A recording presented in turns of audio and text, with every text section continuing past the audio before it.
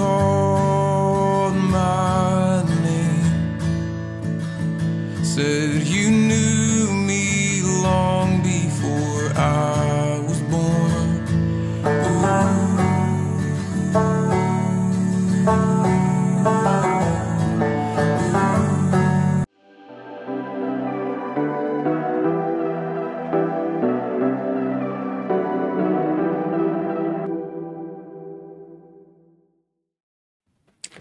Goeiemôre vriende en baie welkom hier in die nuwe jaar in 2026 by die Hervormde Gemeente Oos-London en die NG Gemeente Nahoon se aanlyn erediens. En ons hoop dat julle ook in hierdie nuwe jaar die teenwoordigheid van die Here sal ervaar daar waar julle by ons dienste bymekaar kom in die kerkgebou of hier aanlyn of hoe jy ook al inskakel by ons gemeentes. En ons hoop dat die Here hier vanjaar ook juist hierdie ervaring sal gee van ons visie van die gemeente, dat ons ook 'n oase van Jesus se lig en hoop is. Ek gaan die voete met die seën uitspreek en daarna sal ons 'n gebed saam doen. Ons hulp is in die naam van die Here wat hemel en aarde gemaak het. Die Here het aan ons sy liefde getoon. Hy het sy enigste seun Jesus na die wêreld toe gestuur, sodat ons deur hom kan lewe. Hy is Immanuel, God met ons. Genade en vrede van God die Vader en van Christus Jesus, ons verlosser. Amen. Broers en susters, kom ons sluit die oë en dan bid ons saam. Ons Here en Hemel Vader, wat 'n wonderlike voorreg om vandag hier sommer net 'n bietjie tyd in U teenwoordigheid te kan spandeer.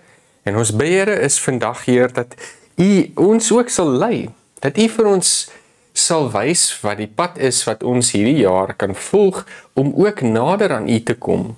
Want 'n lewe voor U en in U teenwoordigheid, Here, is 'n lewe van hoop, is 'n lewe van krag, geestelike krag. En ons wil vra dat U ons deur U Gees en deur die woord ook vandag sal kom voed. Ons bid dit in U groot en U heilige naam alleen. Amen. Vriende, in hierdie jaar van 2026 soek almal van ons eintlik maar 'n stukkie gereedskap wat ons kan gebruik om hierdie jaar aan te pak. Want daar mag dalk onsekerheid in ons gemoed oorbly van die jaar wat verby is. 2025 het sy eie uitdagings gehad en verseker kon ons 'n paar lesse geleer het uit 2025. Ons kan terugkyk na al die ervarings wat ons gehad het en dan kan ons ook terselfdertyd 'n kragtige getuienis lewer van hoe God in ons lewe teenwoordig was. Maar hoe pak ons dan hierdie nuwe jaar aan? Want ons wil altyd mos beter doen as wat ons in die verlede gedoen het. En ek dink dis half deel van die rede hoekom 'n mens so uitsien na die nuwe jaar. Maar die nuwe jaar kan nie nuwe dinge vir ons oplewer as ons nie van die ou goed ontslaa raak of ten minste die lesse leer uit dit wat ons voorheen ervaar het en dan 'n nuwe toekoms vir onsself skryf deur dan op 'n ander manier op te tree nie. En Paulus skryf so iets dalk nou heeltemal in ander omstandighede, maar wat ek dink tog van pas is om hier ook aan te dink. Want hy skryf in sy brief aan die Korintiërs 'n gedeelte in 1 Korintiërs 4 van vers 1 tot 13 wat my nogal baie aangespreek het en wat ek gedink het heel relevant is om hierdie jaar mee te begin. Kom ons lees daardie gedeelte nou op die skerm sommer saam. Moenie van ons, wat julle geestelike leiers is, iets maak wat ons nie is nie. Ons is net mense wat vir Jesus werk. God het ons gevra om aan julle die dinge oor hom te vertel wat julle nie weet nie. Natuurlik word daar van iemand wat so belangrike werk het, verwag om dit deeglik te doen. Maar ek steur my min aan wat ander mense oor my werk kwytraak. Ek self mors ook nie tyd om te sit en top of ek goed of sleg vaar nie. Ek voel nie sleg oor wat ek doen nie en my gewete pla my ook nie. Dit beteken nie dat ek alles reg doen nie. God sal daaroor besluit. Moet daarom nie te vinnig wees om te sê die een ding is sleg of die ander ding is goed nie. Wag geduldig tot die Here kom. Hy sal nie oppervlakkig oordeel nie. Die dinge wat mense skelm gedoen het, sal dan nie meer in die donker bly nie. Dit sal oop en bloot wees vir almal om te sien. Die motiewe waarmee mense vir die Here gewerk het, sal op die dag nie meer weggesteek kan word nie. Dit sal daar wees vir almal om te hoor. Dit sal soos 'n prysuitdeling wees. Elkeen sal van God die prys kry wat hy verdien. My liewe vriende, ek het myself en Apollos as voorbeeld gebruik om dit vir julle makliker te maak, om te verstaan wat die gesegde beteken. Moenie verder gaan as wat God jou geleer het om te gaan nie. As julle dit verstaan, sal julle nie die een werker van God prys en die ander een afkraak nie. Wie gee jou miskien die reg om te dink jy is beter as iemand anders? Het jy miskien iets wat jy nie van die Here afgekry het nie? Nou ja, as jy alles van hom afgekry het, waarom gaan jy so te kere, asof dit jy self is wat so goed is? Julle dink mos, julle het alles wat julle nodig het. Ja, in julle eie oë is julle geestelike miljonêers. Julle gedra julle asof julle die belangrikste mense op die aarde is en ons glad nie nodig gehad het nie. Ek wens dat julle regtig so belangrik geword het, want dan sou ons saam met julle net so belangrik kon wees. As ek so na julle kyk, lyk dit vir my of God ons, wat spesiaal deur hom gestuur is, buite gegooi het om daar in die donker en koue van die ellende te vergaan. Almal wat leef en beef, of dit nou hemelse wesens of mense is, kan sien hoe sleg dit met ons gaan. Vir ander lyk ons maar dom, maar ons is dit vir Christus. Julle gaan egter deur as die verstandige Christene. Laat ek aangaan.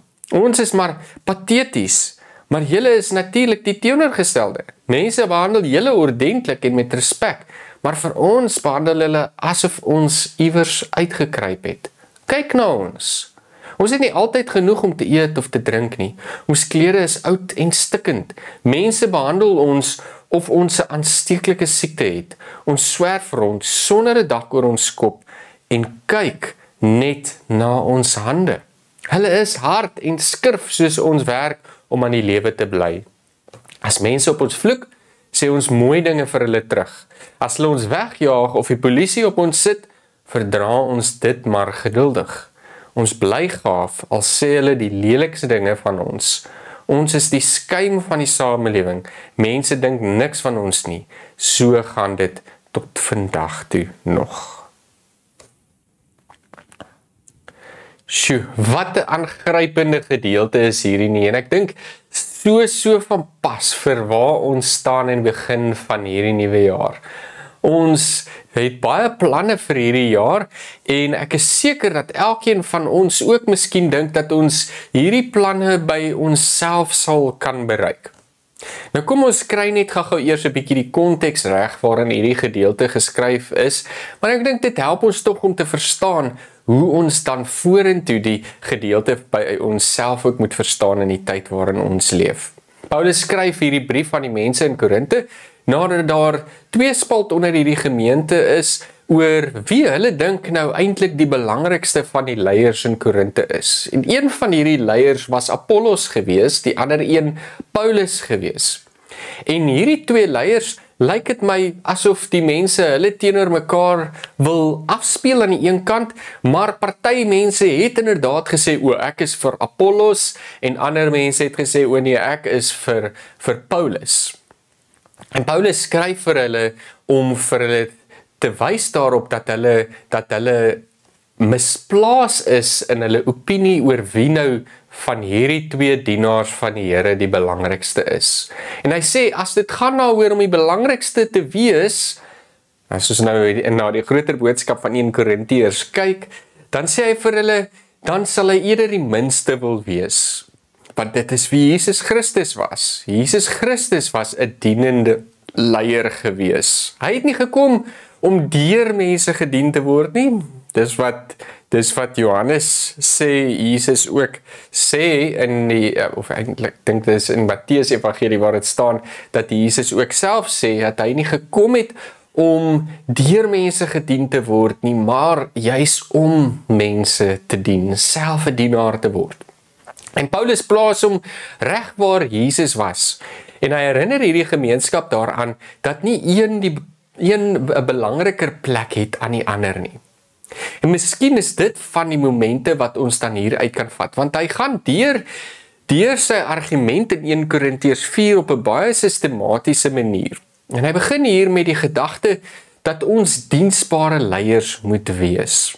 En hy sê, al wat hy eintlik vir Jesus Christus wil wees, is net om sy diensbare leier te wees. So hy begin daarmee om te sê, moenie, en dis miskien wat ons uit hierdie teksgedeelte moet lees, is dat hy sê, dat hy hom nie self beoordeel oor die werk wat hy vir die Here doen, op grond van wat ander oor hom dink en oor hom sê nie.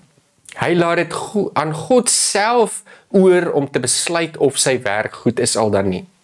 Hy probeer dit natuurlik getrou aan die evangelie doen, en hy probeer om dit na die beste van sy vermoë te doen, en met 'n skoon gewete. En daarom twyfel hy nie vir een oomblik dat wat hy doen reg is nie. Maar dan weet hy ook dat God dieper kyk en dat hy verseker nie alles reg kan doen nie. En daarom sê hy laat die oordeel eerder aan God toe. So wanneer hy oor homself in Timoteus praat, dan sê hy dat ons moet seker maak dat ons die regte werk doen vir die Here met alles wat ons het. Ons moet maar net diensbare diensknegte wees. Ons moet hierdie karakter van diensbaarheid uitleef wanneer ons met ander woorde hierdie nuwe jaar aanpak. Ek gaan hierdie gedeelte uit 1 Korintiërs 4 gebruik as stukkies gereedskap wat ons kan gebruik om hierdie jaar in te gaan. En dan sê hy dat die volgende ding is dat ons nie te veel moet bekommer oor wat ander van ons dink en oor wat ander van ons kwyt raak oor ons werk nie.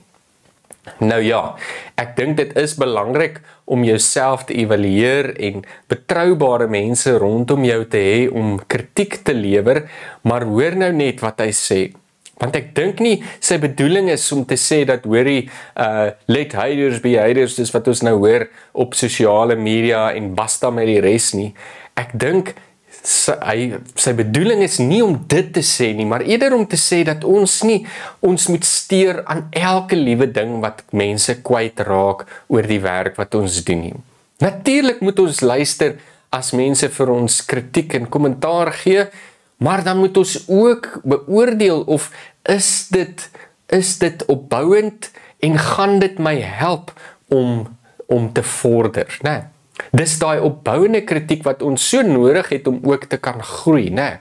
So daar's 'n baie groot verskil. Ek dink nie sy bedoeling is hier om te sê, ag, ignoreer maar almal en doen net wat jy wil, gaan net voort, as jy dink dinge is reg, doen dit, al sê wie wat nie. Nee, ek dink sy bedoeling is hier om te sê dat ons nie om die bos gelei moet word deur allerhande kritiek nie. Ons kan nie na almal se kritiek luister en dan dit op onsself neem nie. Ons moet met 'n skoon gewete volgens die evangelie handel. En hoor nou baie mooi, volgens die evangelie handel. En as ons met 'n skoon gewete handel in 2026, dan kan ons weet dat die uitkoms aan die ander kant baie goed vir ons sal wees. En dan laat ons dit ook aan die Here oor om te beoordeel of ons motiewe reg was. En dan dit bring ons nou eintlik juist by die volgende punt. Ons het seker baie in die jaar wat verby was die motiewe van ander mense rondom ons bevraagteken en gewonder, maar hoekom tree hierdie persoon so op? Is hierdie persoon nou regtig so goed? Is hierdie persoon besig om met die regte bedoeling die werk te doen vir die evangelie van Jesus Christus ensovoorts? Maar ons moet dit op die ou end beoordeel aan die hand van die evangelie. Ek dink ook nie dat Paulus hier bedoel, en ek dink as ons 'n bietjie verder aanlees in 1 Korintiërs, dan gaan ons dit ook sien, dat sy bedoeling hier is om te sê, ons mag glad nie oor die motiewe van ander mense vra hê, as dit so ooglopend is nie, want party mense het ooglopende motiewe, né? Maar wanneer iemand oënskynlik met 'n goeie bedoelings en op die regte manier evangelies optree, moet ons nie na motiewe gaan soek vir hoekom hulle nou eintlik so goed optree en so aan nie.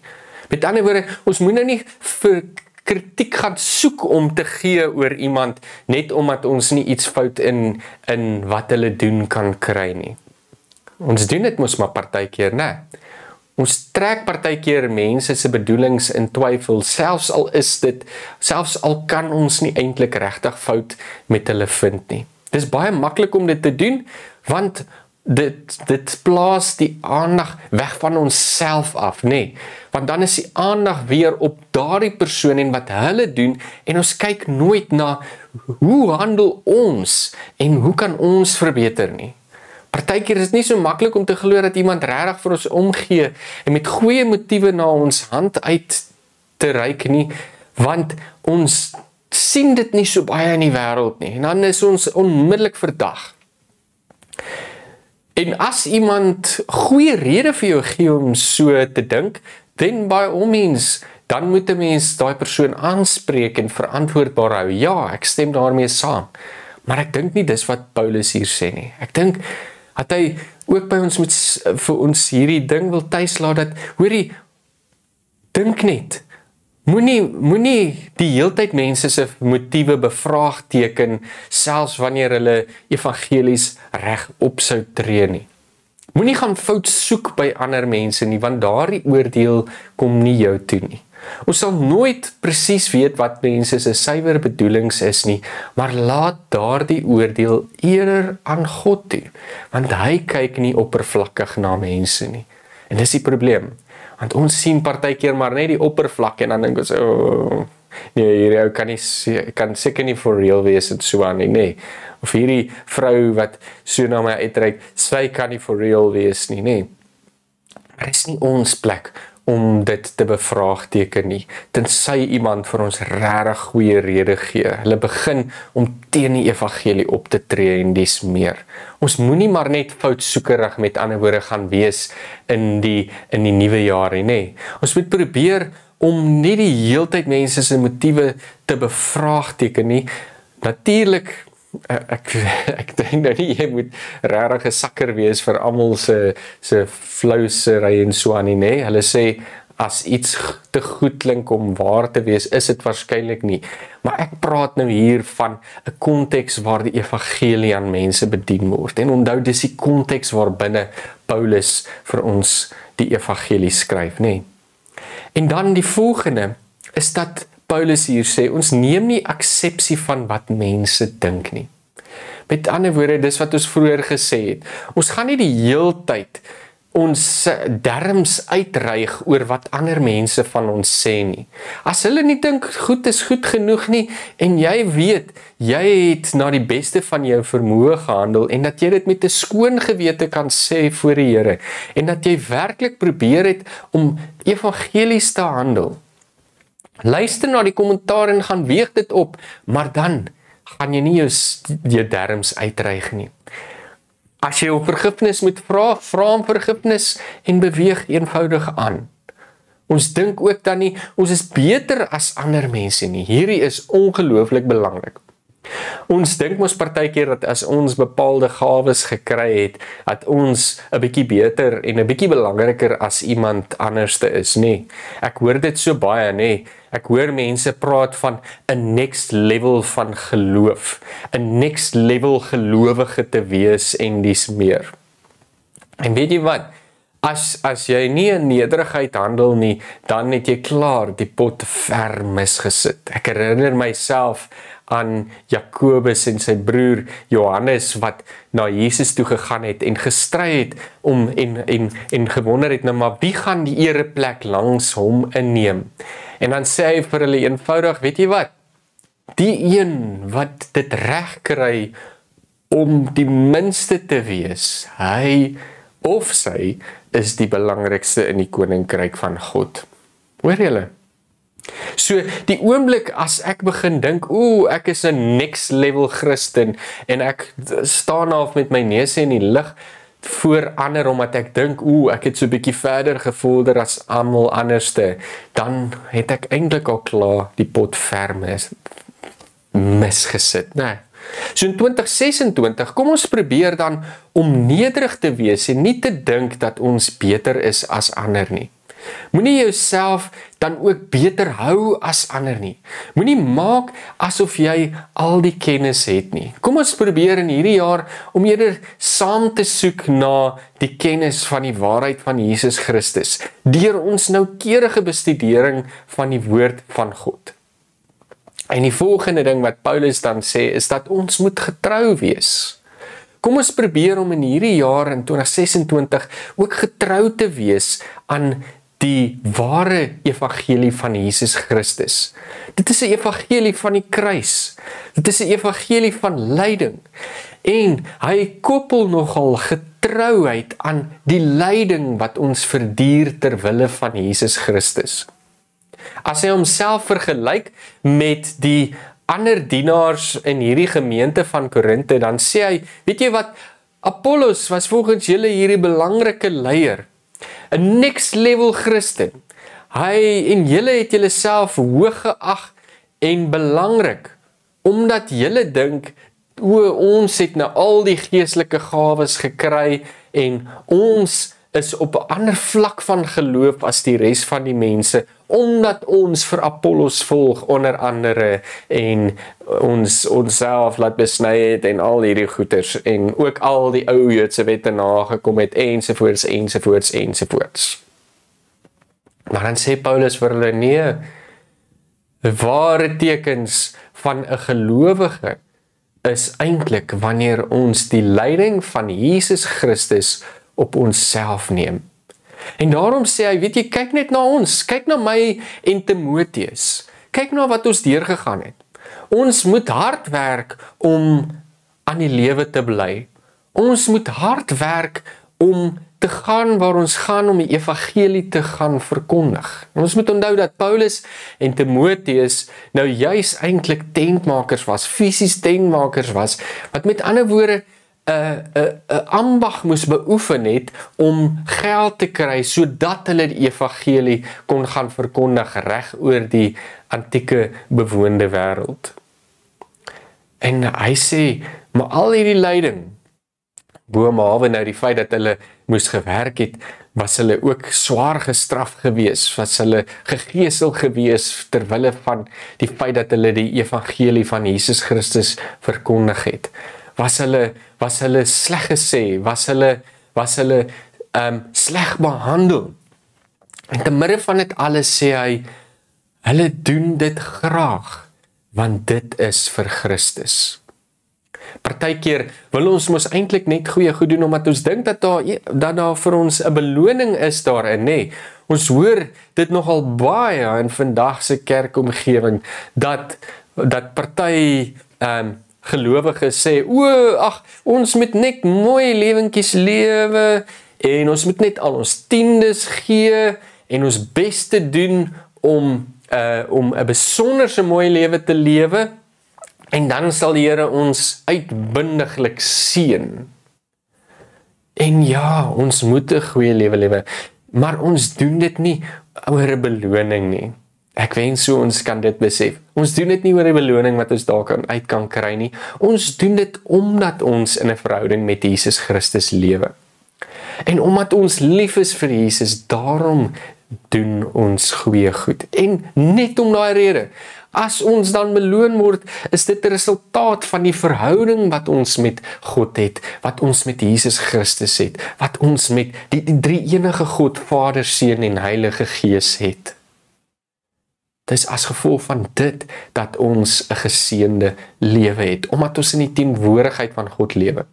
En daardie lewe kan dan lyk soos 'n lewe van lyding. Dis nie wat ek sê nie, dis wat Paulus hier skryf. Want Paulus is nie een wat hier staan en complain oor die lewe wat hy het nie. Hy sê nee, hulle suffer al hierdie goed met liefde, want hulle is lief vir Jesus Christus. Ons is mos bereid om te suffer vir die mense wat ons voor lief is, né? Ons sal mos deur swaar kry gaan om seker te maak dat iemand anders iets kan kry wat hulle nodig het as ons vir daardie persoon lief is. As ons vir die Here lief is, dan gaan ons nie noodwendig altyd net goeie tye beleef nie. En in 2026, wanneer ons dan slegte tye beleef, is dit belangrik dat ons dit onthou. Ons getrouheid lyk soos lyding vir Jesus Christus. Dis wat Paulus hier in hierdie gedeelte in 1 Korintiërs 4 sê. Hy sê dat wanneer hulle geslaan word, wanneer hulle sleg behandel word, wanneer hulle gevloek word, wanneer mense hulle wegjaag, wanneer mense slegte dinge van hulle kwytraak, dan reageer hulle nie op die verwagte maniere nie. Hoor net wat sê hy, as mense hom vloek, as mense hulle vloek, sê hy mooi dinge van hulle. Met ander woorde, hy seën hulle. Imagine that. Imagine iemand wat jou vloek en jy sê vir hulle, weet jy wat, jy kan my vloek soveel as wat jy wil, ek sal vir jou lief bly. Het maak nie saak hoe sleg jy my behandel en of jy my wegjaag soos 'n hond nie. Ek verduur dit geduldig. Dis presies wat Paulus hier sê. En as mense slegte dinge van hom sê, bly hy gaaf. Broers en susters, vriende, dit is wat ons moet gaan uitleef in hierdie wêreld, nê? Dis wat ons in 2026 moet probeer regdoen. As ons hierdie jaar wil ingaan en iemand vloek ons dan en sê slegte dinge van ons, kom ons reageer nie op dieselfde wyse as wat hulle doen nie, want ons kan mos nie boosheid met boosheid oorwin nie. En ek dink Paulus het dit so mooi verstaan. Ons kan mos nie die slegte oorwin deur self slegte dinge aan iemand anders te doen en vir hulle dit te sê nie. Ons kan net 'n verandering bring as ons wys hoe liefde lyk. En dit beteken, ons gaan daai vloekwoorde maar moet verduur. Ons gaan dit aan onsself voel. Dit gaan dalk die lyding wees wat ons deur hierdie jaar gaan moet ervaar.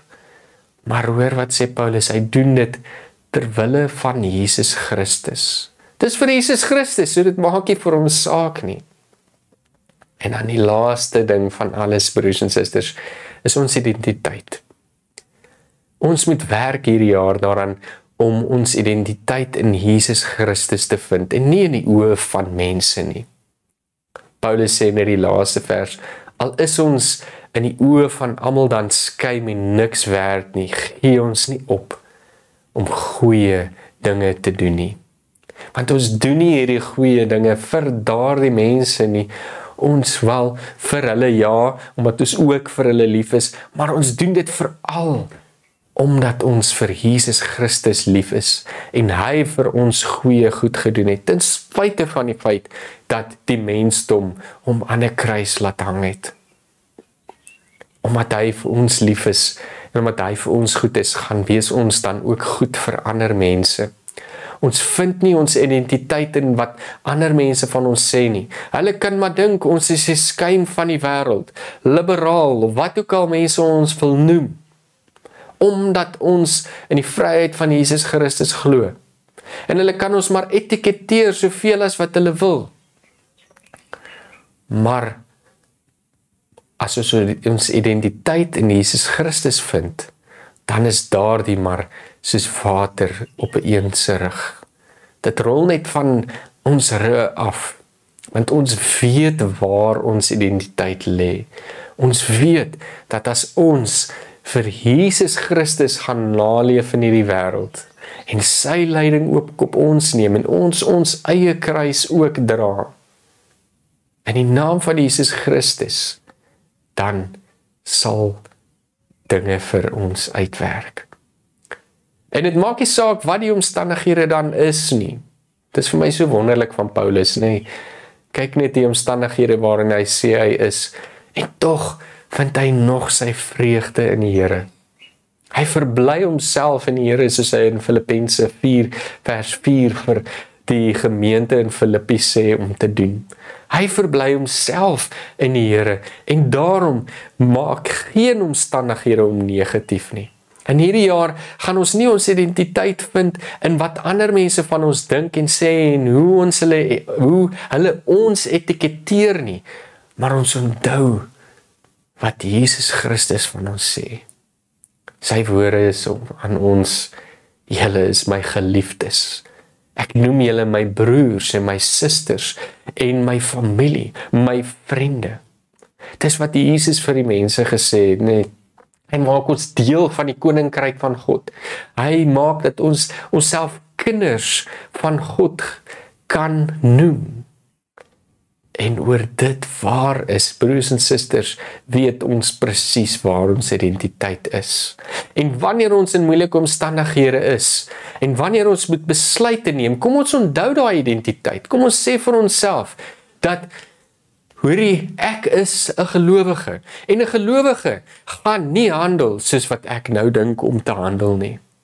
'n gelowige gaan nie, 'n gelowige, 'n volgeling van Jesus Christus, vloek nie iemand terug wat ons vloek nie. 'n gelowige sê nie iemand anders te sleg en behandel hulle sleg wanneer hulle ons sleg behandel nie, want dis nie wat Jesus gedoen het nie. Weet julle wat? Ek lees nogal hierdie afgelope tyd, of ten minste ek het eintlik na 'n podcast geluister en ons sal bietjie meer daaroor deur die loop van die jaar praat oor goeie gewoontes te leer. En hierdie een kenner sê dat navorsing bewys dat wanneer jy vir jouself sê dat, met ander woorde, wanneer jy in identiteit 'n bepaalde gewoonte wil aanleer, nou dan is dit baie makliker. Met ander woorde, in plaas daarvan om vir jouself te motiveer om iets te doen, sê jy vir jouself, nee, ek is 'n drawer en daarom gaan ek draf elke dag. Ek is 'n gitaarspeler en daarom gaan ek elke dag gitaar speel, gitaar leer en so aan. Ek is 'n sanger en daarom gaan ek elke dag sing. Hulle navorsing bewys dat daardie tipe van uitsprake en daardie tipe van denkwyse baie meer sukses oplewer as wanneer jy jouself probeer motiveer om iets te doen. En ek wil myself en vir jou ook hierdie jaar motiveer om jou identiteit so in Jesus Christus te vind. Jouself konstant daaraan te herinner. Ek is 'n verloste in Jesus Christus. Ek is 'n vrygespreekte in Jesus Christus. Prof. Stefan Joubert sê dit op 'n ander manier. Hy sê dat die Nuwe Testament nêrens na gelowiges verwys as sondaars nie. Dis iets wat ons doen, ja. En ja, ons het sonde, maar ons identiteit vind ons in Jesus Christus. En as ons onsself herinner aan hierdie identiteit, gaan dit miskien vir ons baie makliker wees om die regte ding te doen. So wanneer ek dink daaraan om iemand terug te vloek, terug sleg te sê, terug kwaad aan te doen, of wanneer ek daaraan dink om beter te wees as iemand anderste, dan is dit juis dan wat ek vir myself moet herinner aan waar my identiteit lê. My identiteit lê in Jesus Christus, die nederige, die diensbare, die een wat gekom het om te verlos, die een wat gekom het om liefde te wys aan die wêreld. Ek vind my identiteit in hom wat van my ook verwag om 'n draer van vrede te wees, om diensbaar te wees, om getrou te wees elke dag en om myself nie beter te ag as iemand anderste nie, maar in nederigheid te gaan handel in hierdie wêreld. My identiteit is Jesus Christus. Paulus vind sy identiteit in Jesus Christus en daarom kan hy ook die evangelie uitleef. En ek en jy kan dit ook doen wanneer ons osself daaraan herinner in 2026. En mag hierdie paar stukkies gereedskap vir jou ook help om in 2026 dan so te leef met hierdie geestelike gereedskap dat jy ook aan die einde van 2026 sal kan staan en kan terugkyk en sê, waarlik, die Here het my ook deur hierdie jaar gehelp. En deur hierdie jaar het ek ongekende geestelike groei beleef. Kom ons onthou daardie kernpunte waarom dit gaan. Dis diensbaarheid. Ons vind ons identiteit in Jesus Christus en in sy goedheid. En ons gaan in diensbaarheid ook leef, ons gaan nederig wees, ons gaan nie dink ons is beter as iemand anderste nie, ons gaan ook getrou wees aan Jesus Christus en wat hy van ons verwag, en dan gaan ons identiteit altyd in Jesus Christus vind, want hy is die een wat vir ons verlossing bring. Dit is hy wat vir ons vrede bring. En dit is hom wat ons navolg. En die oomblik wanneer ons dit doen, broers en susters, is ons gereed om 2026 aan te pak. En my bede is dat jy hierdie jaar ongekende groei en liefde van God sal ervaar. Amen. Kom ons sit so en dan bid ons ook saam. Here in die hemel, Vader, wat 'n wonderlike voorreg dat ons vandag ook hierdie nuwe jaar in U naam kan begin. Ons bede is dat U vandag vir ons sal help.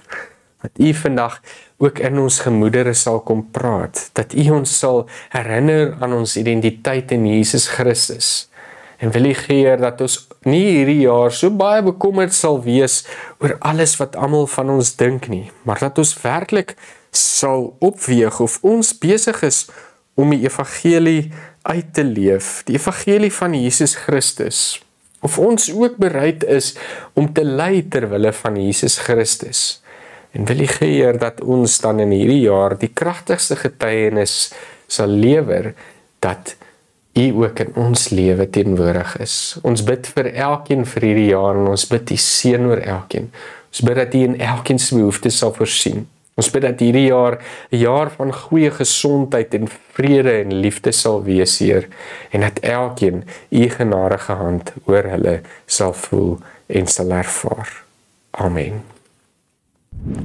Broers en susters, ons is amper aan die einde van ons erediens en ek hoop dat julle ook vandag die teenwoordigheid van die Here hier ervaar het. Ek wil julle graag uitnooi om ook volgende week by ons aan te sluit. Van volgende week af is ek weer voluit terug in die gemeente en besig met die werk van die evangelie en ek hoop dat ons ook in hierdie jaar die onmoontlike sal kan vermag, maar dat ons ook sal kan terugkyk en kan sê, nee, dit was nie ons nie, dit was nie in eie krag nie, dit was God. Hy het elkeen van ons hande, ons voete, ons monde, ons ore, al ons sintuie, ons hele wese gebruik om ook sy wil hier op aarde te laat geskied. En ek hoop dat hierdie jaar regtig 'n jaar sal wees waarin ons die ervaring sal hê dat ons gemeente ook 'n oase van Jesus se lig en hoop sal wees. Kom ons ontvang dan nou ook die seën van die Here. Mag die Here jou seën en jou beskerm. Mag die Here sy aangesig oor jou laat skyn en jou genadig wees. Mag die Here sy aangesig na jou toe wend en aan jou vrede gee. Amen. Broers en susters, ek hoop dat julle 'n wonderlike week sal hê en mag die Here julle ook seën in hierdie week. Tot volgende keer.